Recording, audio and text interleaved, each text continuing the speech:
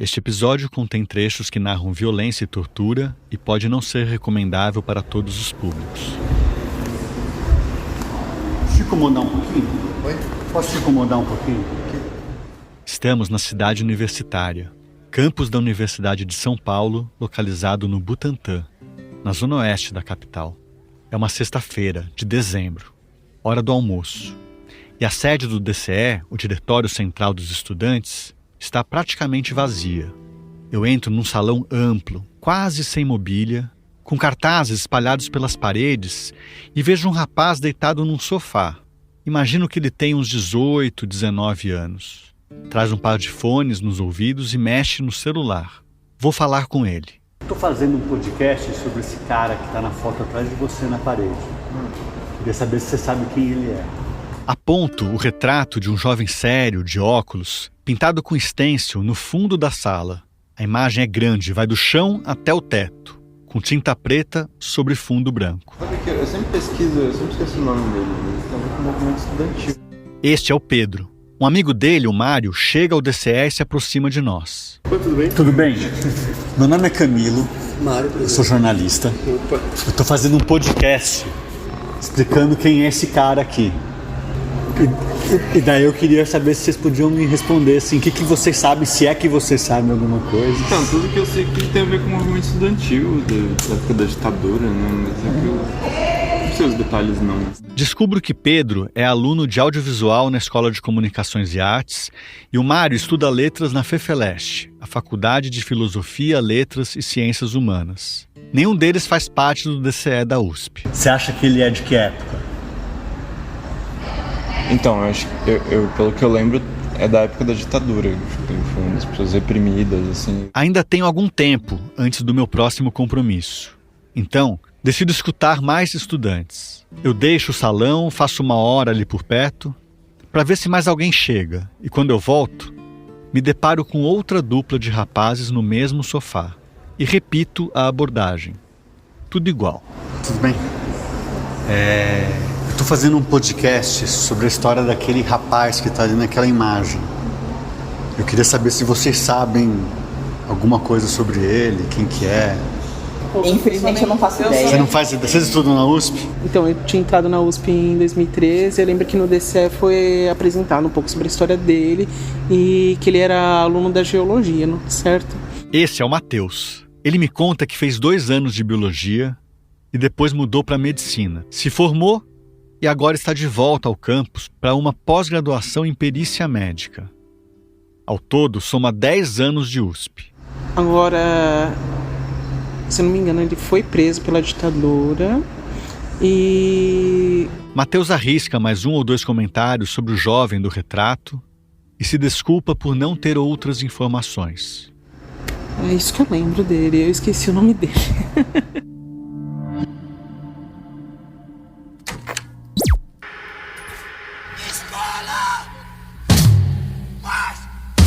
41 minutos de luta e vamos ter a palavra daqui a pouco de Sua Excelência o Senhor Presidente da República. Os presidentes Médici e Stroessner participarão da cerimônia de assinatura de um tratado.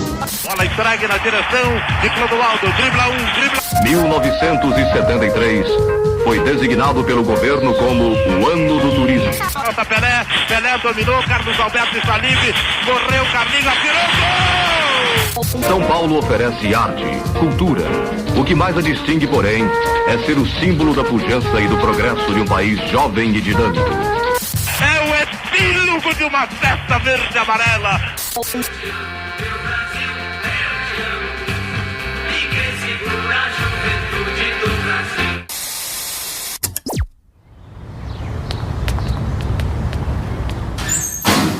Passava das 5 horas da tarde de 15 de março de 1973, uma quinta-feira, quando o estudante de geologia chegou ao DOI-CODE de São Paulo, na rua Tutóia.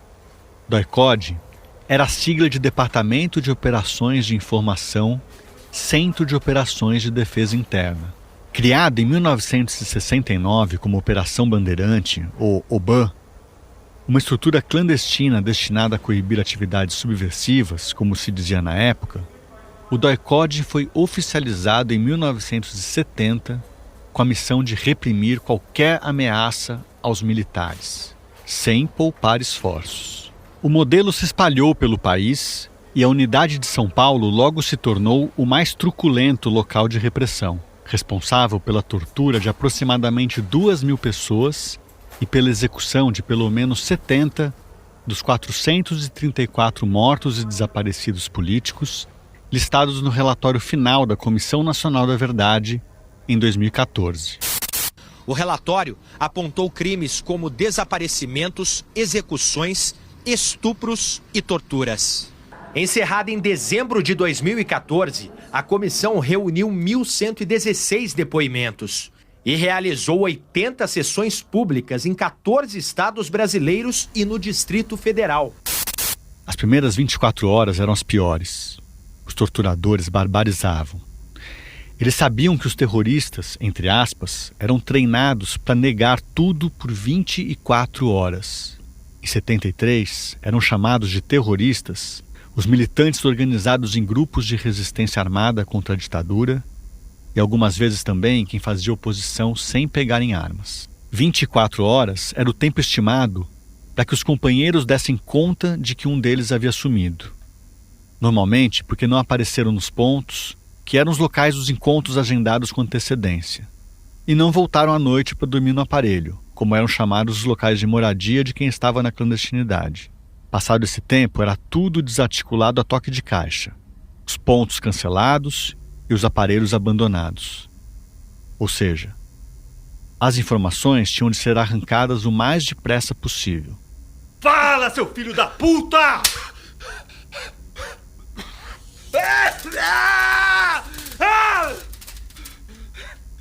Não, isso que você escutou agora não é uma gravação histórica que a gente desenterrou dos arquivos da ditadura.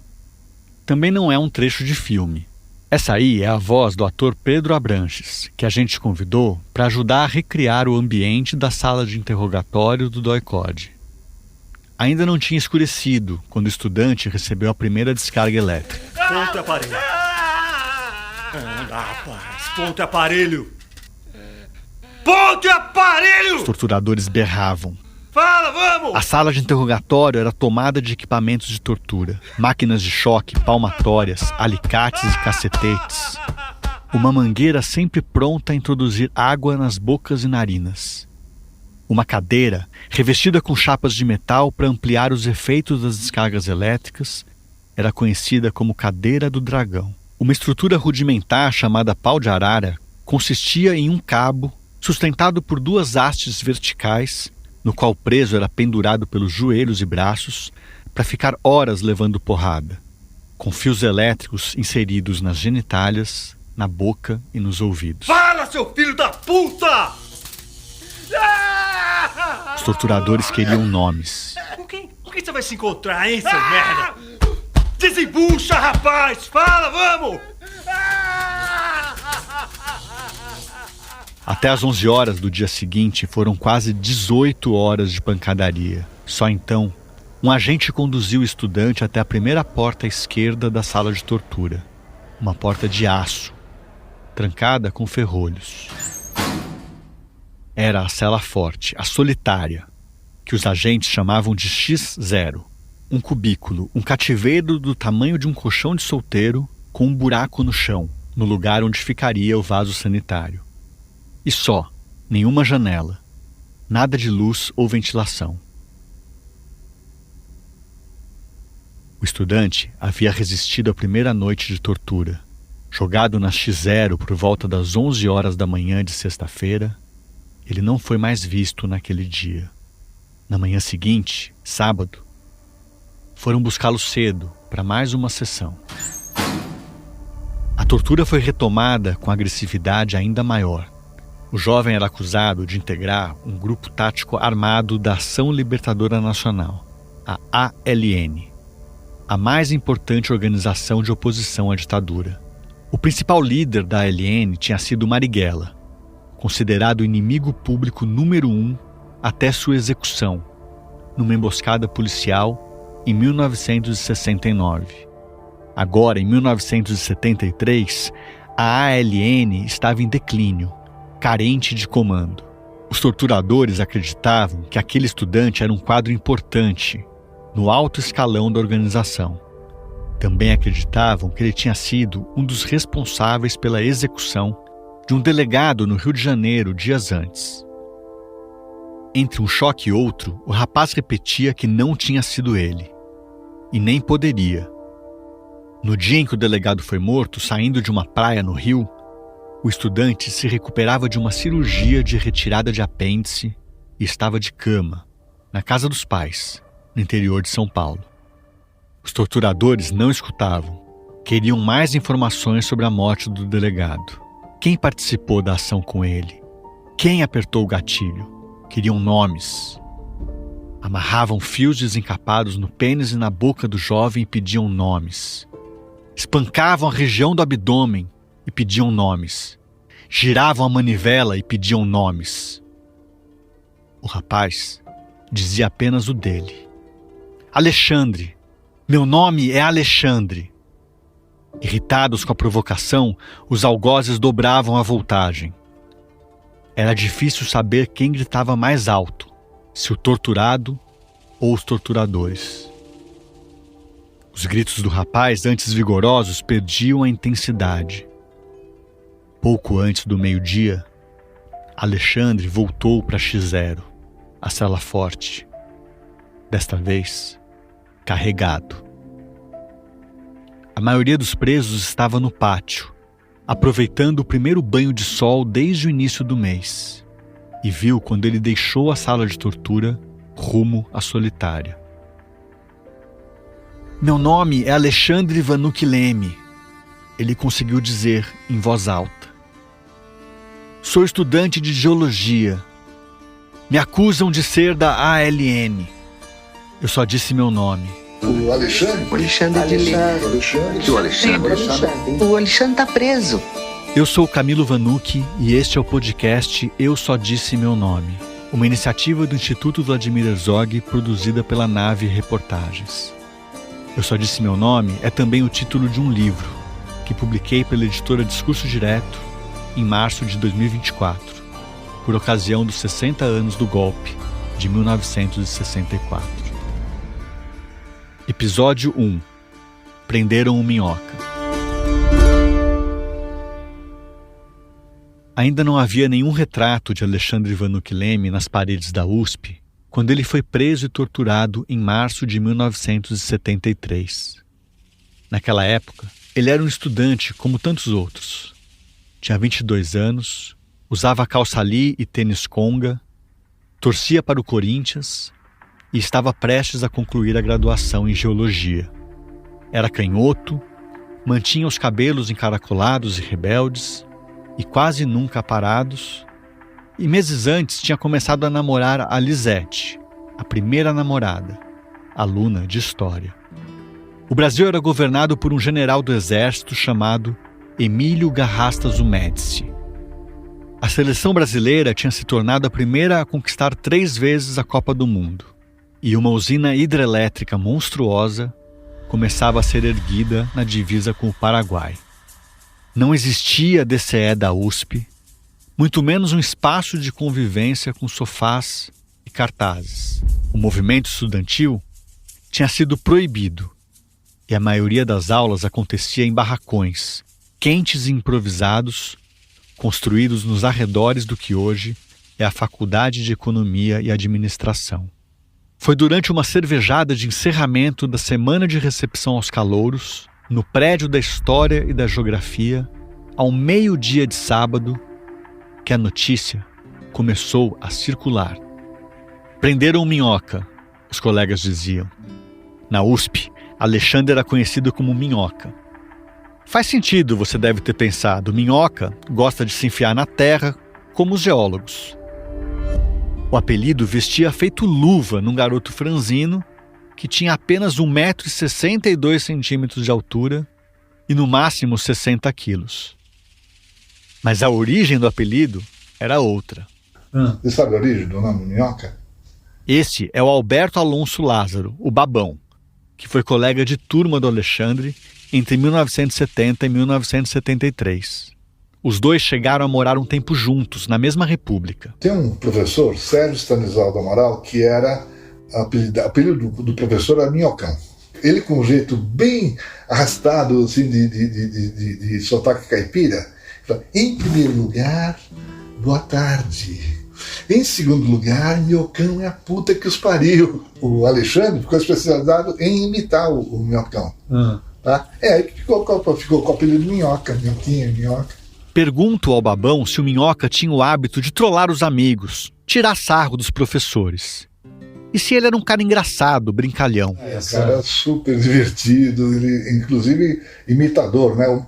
Eu já sabia que o Minhoca era um jovem do interior, meio caipira, como o professor Minhocão. Sabia que ele voltava para Sorocaba quase todo fim de semana para visitar os pais e os irmãos, um menino e 4 meninas, e que era filho de um professor do Senai com uma dona de casa. E o que mais? Se o meu objetivo era contar a história do Alexandre, a história por trás do rosto na parede do DCE, eu precisava falar com mais gente.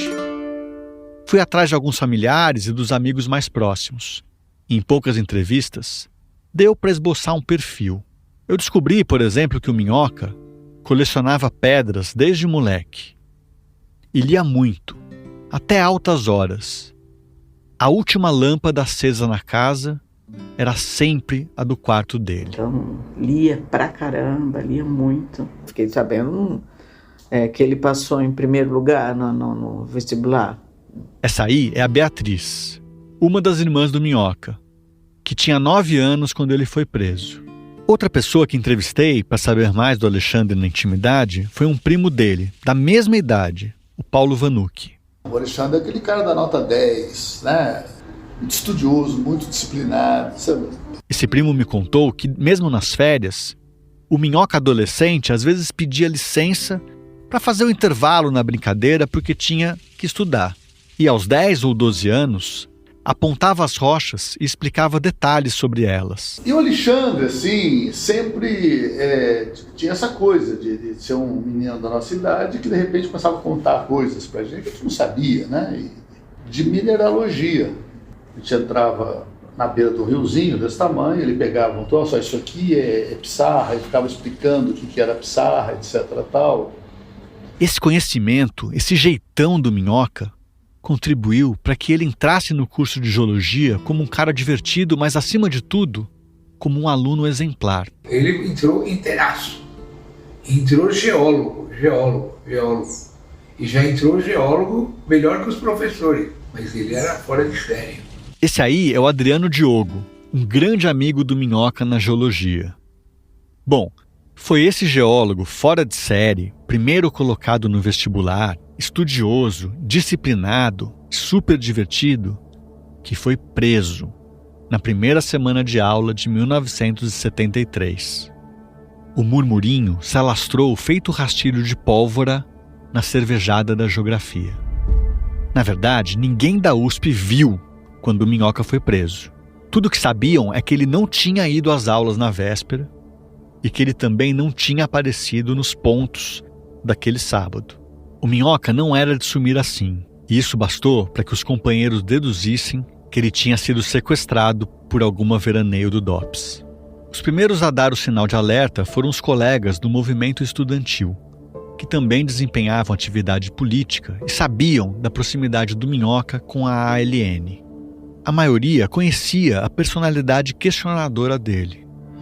Acompanhava a atuação do Minhoca no centro acadêmico e já tinha recebido mais de uma vez os panfletos que ele fazia circular pelo campus com alguma frequência. O que deixou a maioria assombrada era que o Minhoca não tinha o estereótipo dos presos que apareciam na TV. Ele não estava na clandestinidade, não pegava em armas, não vivia escondido. Ao contrário, ele ia a todas as aulas, era amigo de todo mundo e admirado pelos professores. O Minhoca? Mas por que ele?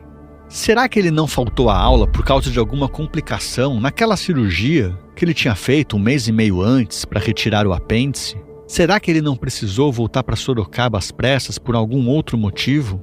Muitos não acreditavam que ele estivesse realmente preso. Até porque a prisão não tinha sido oficializada. Se alguém fosse até a delegacia e perguntasse por ele, não diriam que ele estava lá. Mesmo assim, apesar da surpresa geral, o boato tinha fundamento. O Minhoca havia caído, de fato. E antes do que eles pensavam. É que o Alexandre, ele não ficou dia 16 e 17 no pacote. Ele ficou dia 15, 16 e 17 no pacote. E ele foi torturado todos esses dias, barbaramente. Essa é a voz do Amaury Monteiro Júnior, que estudava engenharia industrial em São Bernardo do Campo e militava no PCdoB quando foi preso poucos dias antes. Amaury me procurou quando soube que eu tinha começado a fazer um livro sobre o Minhoca. Ainda era março de 2023 quando trocamos alguns áudios por WhatsApp. Eu estava na cela, do lado da cela das mulheres, naquele período, tá? Junto com o Vergatti, Luiz Vergatti, que era um cara do Comitê Central do PCdoB. E quando o Alexandre chegou e aquilo começou, aquela tortura toda, a gente conversou eu conversei com o Vergatti. Falei, Vergatti, quem que é esse rapaz que está aí? Porque eu lembro dele, um menino novinho e tudo. Quem é esse rapaz que está aí?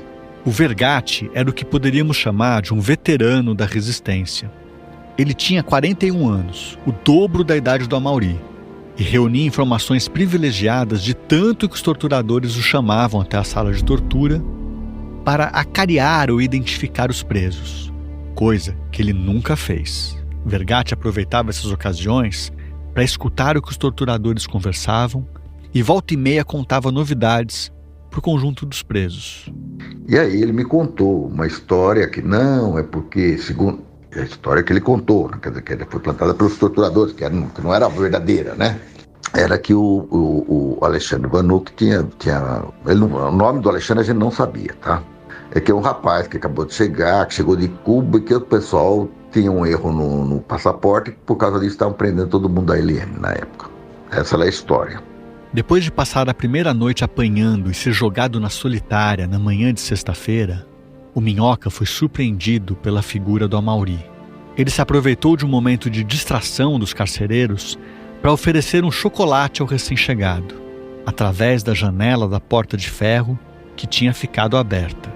Amaury tinha feito aniversário naquela semana e o irmão tinha levado uma caixa de bombons para ele, na expectativa de poder encontrá-lo.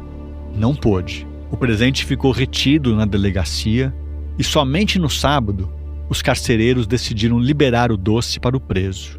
Amaury não pensou duas vezes antes de percorrer a carceragem, oferecendo bombons para todos e todas. Eu até achei que ele era um menino mais novo que eu, mas não, ele tinha a mesma idade. Eu vi que ele estava machucado no rosto, eu vi que ele estava triste, mas não senti que ele tivesse abatido ou qualquer coisa assim, mas que ele estava sofrido. E não consegui conversar muito com ele, porque logo os carcereiros me empurraram para dentro da minha cela. Me empurraram, porque não deixaram eu estabelecer aquele contato. Isso foi lá pelo meio-dia, 1h, sei lá.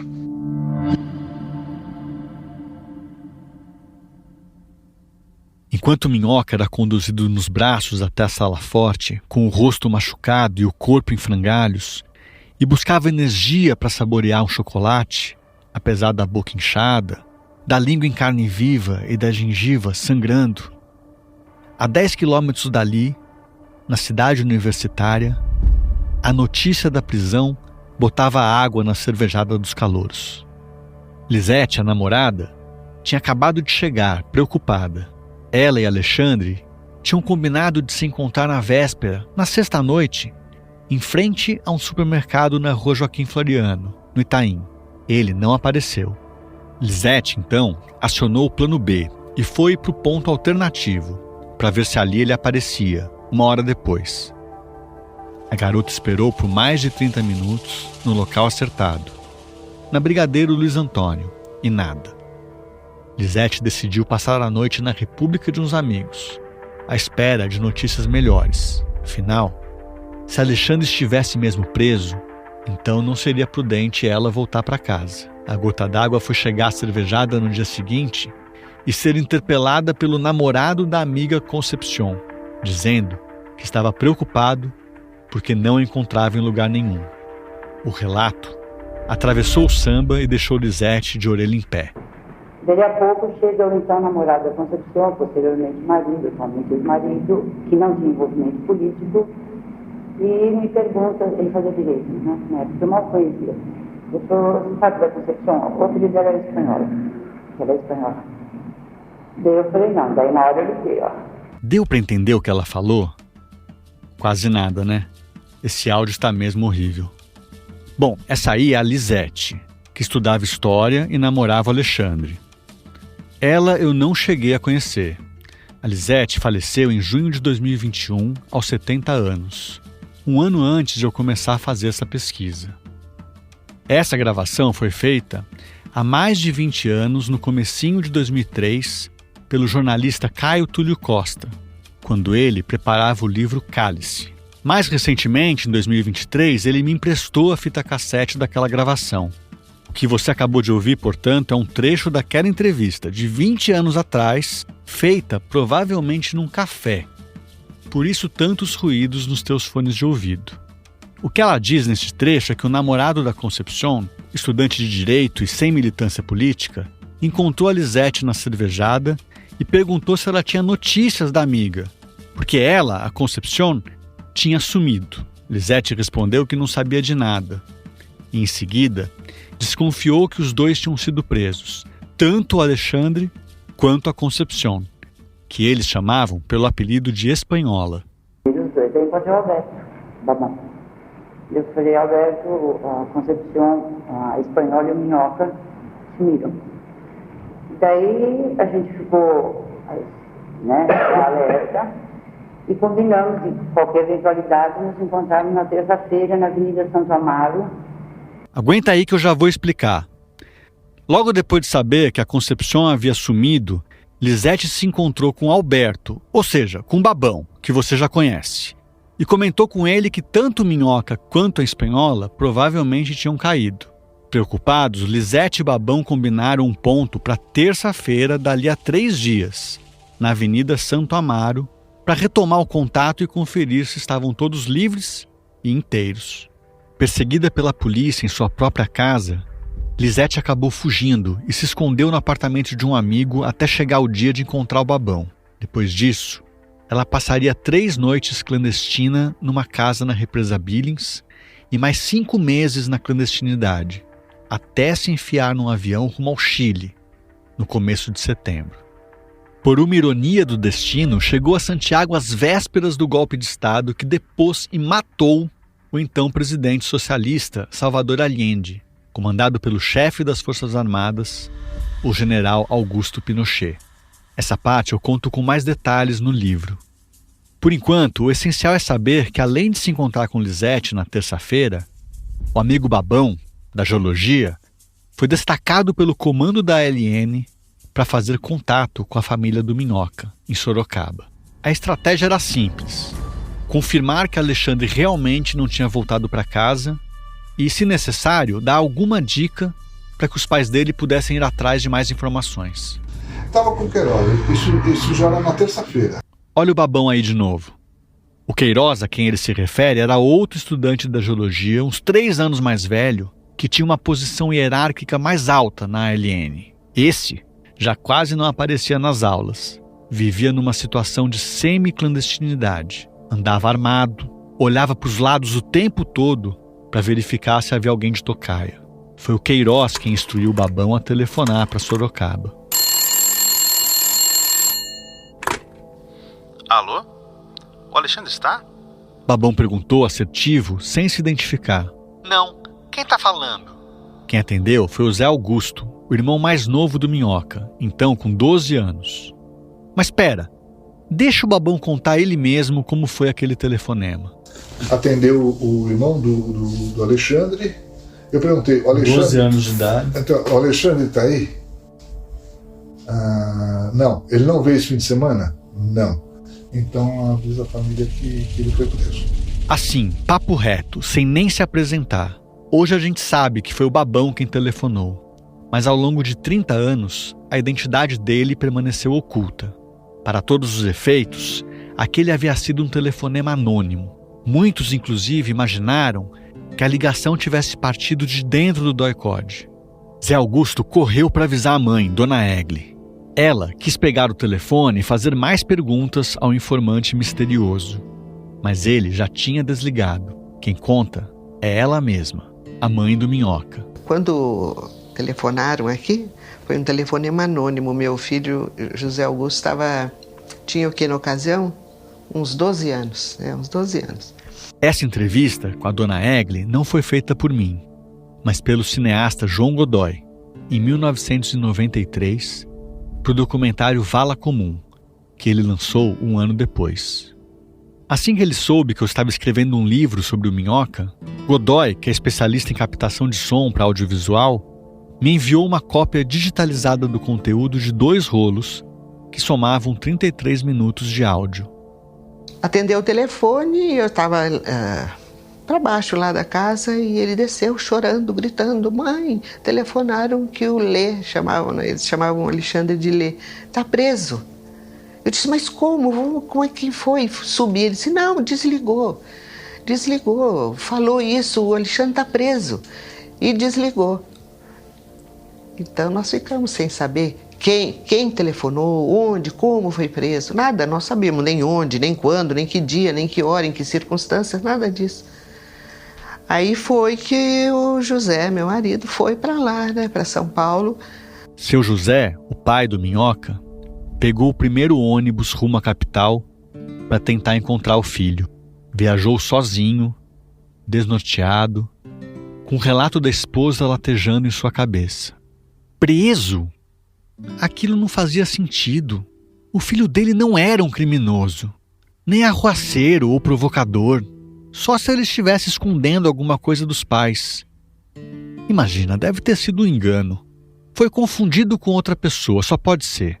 Por isso ele não foi para Sorocaba na sexta, nem no sábado. Por isso não ligou para avisar. 2 horas depois, o ônibus estacionou na antiga rodoviária de São Paulo. Um prédio todo colorido, em frente à estação Júlio Prestes, na Luz. Seu José correu até o DOPS, uma construção pesada, de tijolos aparentes, com jeito de fortaleza a cerca de 200 metros dali. Não tem ninguém com esse nome aqui, responderam. E teve no fim de semana? Pode ter sido preso e já saiu, talvez? O pai insistiu. Não, senhor. Não chegou a dar entrada. Você já procurou no DEIC? Foi o início de um périplo de dor e humilhação. Ninguém sabia do Alexandre, em lugar nenhum. Seu José passou a noite na casa de um cunhado que morava em São Paulo, em Pinheiros. No dia seguinte, foram juntos ao DEIC, Departamento de Investigações Criminais, ao DEGRAN, o Departamento de Delegacias da Grande São Paulo, ao IML, o Instituto Médico Legal, e também ao DOI-CODE. Nem sinal do Alexandre.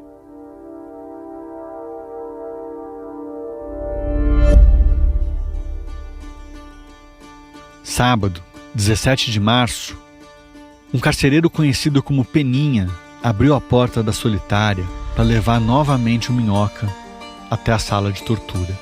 De repente, uma baita confusão se instalou no número 921 da Rua Tutóia. Primeiro, Peninha saiu de dentro da cela correndo e pedindo ajuda. Em seguida, entrou um delegado. Imediatamente, um soldado deu ordem para que todos os presos e presas ficassem encostados na parede no fundo das celas. Agentes passariam em revista, de cela em cela, procurando giletes, navalhas e outros instrumentos cortantes. O jovem preso na solitária havia acabado de cometer suicídio. Foi o que disseram. E aí eles vieram, isso eu vi, eles vieram buscar o Alexandre para levar ele para interrogatório. E quando eles abriram a cela, encontraram o Alexandre morto. Aí fizeram aquele carnaval todo, vieram nas celas, encostaram a gente para o fundo, procuraram por objetos cortantes, não sei o quê, não tinha nada, era uma encenação danada, não tinha, a gente não tinha isso aí, né? O corpo do Minhoca foi levado naquele mesmo dia para o ML. E de lá, com um laudo falso assinado pelos médicos Isaac Abramovich e Orlando Brandão, seguiu para o cemitério Dom Bosco, em Perus, onde foi enterrado às pressas, como indigente, na segunda-feira, dia 19. Não sei se você reparou, mas isso significa que Alexandre já estava morto e enterrado quando Zé Augusto atendeu ao telefonema do Babão, avisando a família que o irmão dele estava preso. 2 dias depois, quando o pai esteve no DOI-CODE à procura do filho, negaram que o Alexandre Vanucchi Leme havia passado por lá. Os militares esperavam que o pai do Minhoca desistisse da busca nos dias seguintes, mas ele nunca desistiu. Ao contrário, seu José intensificou a procura, acionando advogados e percorrendo todos os locais possíveis. Não houve alternativa a não ser veicular uma notícia que desse conta daquela morte sem comprometer os agentes da repressão. Por volta das 10 da noite de quinta-feira, dia 22 de março, uma semana depois da prisão, as rádios transmitiram os primeiros boletins reportando o atropelamento de um suposto terrorista de nome Alexandre Vanucchi Leme, numa rua no Brás. Eu estava no centro acadêmico da geografia de noite, sabia que o pessoal estava preso, estava tentando falar com o pessoal para soltar manifesto. Geraldo Siqueira, o dono dessa voz, era um dos líderes do movimento estudantil na geografia e foi um dos primeiros a receber a notícia. Mas devia ser umas 10 horas da noite, nós estávamos eu mais um lá no centro acadêmico da geografia tomando cachaçinho, escutando música. Eles entraram brancos e falaram: mataram a Minhoca. Hã? Porque o Minhoca era centro acadêmico, era reunião do CCA. Eu falei: porra, como assim? Os jornais estamparam a notícia em suas páginas na manhã de sexta-feira, dia 23. Seu José se preparava para viajar mais uma vez para São Paulo e bater na última porta que os advogados haviam sugerido, a sede do 2º Exército, no Ibirapuera. Foi aí que Dona Egli leu uma nota enxuta, publicada na página 14 do Estadão. Preso tenta fuga, dizia o título. Alexandre Vanucchi Leme, estudante, foi preso dia 16 por ser membro ativo da ALN. Ao ser levado ao encontro com outro subversivo, tentou fugir e foi atropelado. A informação foi distribuída ontem pelos órgãos de segurança de São Paulo. A nota fez com que perdessem a voz. Havia o nome do Minhoca ali, o nome completo. Se a informação tinha sido distribuída pelos órgãos de segurança, como dizia o jornal, não tinha como negar que Alexandre estivesse preso. A data devia estar errada. Se estivesse certa, significaria que ele já estava preso havia pelo menos uma semana e que estavam tentando enganá-los. Era preciso voltar para São Paulo e tentar mais uma vez localizar o Alexandre. José engoliu o café e seguiu para a rodoviária. A caminho da plataforma de embarque, comprou um exemplar da Folha de São Paulo. 100 milhões de dólares para Itaipu, dizia a manchete, seguida de uma breve descrição de como ficaria a usina binacional que começava a ser construída para o Brasil e Paraguai. Seu José se preparava para entrar no ônibus quando encontrou a notícia que mais temia, uma reportagem em 2 colunas, sem fotos, no alto da página 4. Terrorista morre atropelado no Brás. O céu desabou sobre a cabeça dele. O chão pareceu se abrir sob seus pés.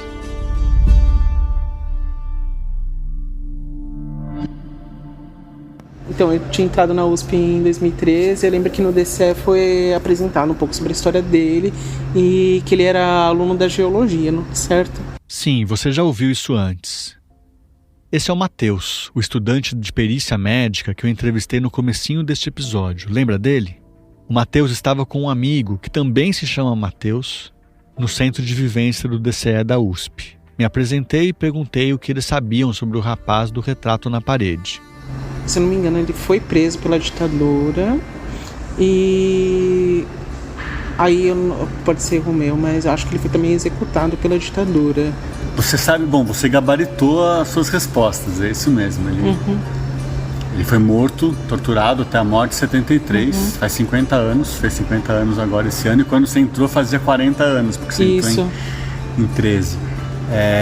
Você sabe se ainda se faz esse tipo de... se explica quem ele é? Você tem alguma ideia hoje? Eu não tenho ideia, sim. Tudo bem, Matheus, não se preocupe. Obrigado pela entrevista. É isso que eu lembro dele, eu esqueci o nome dele.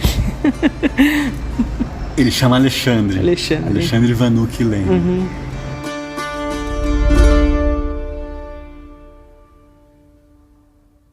No próximo episódio, a indignação provocada pela morte do Minhoca e a revolta diante da versão falsa divulgada na imprensa.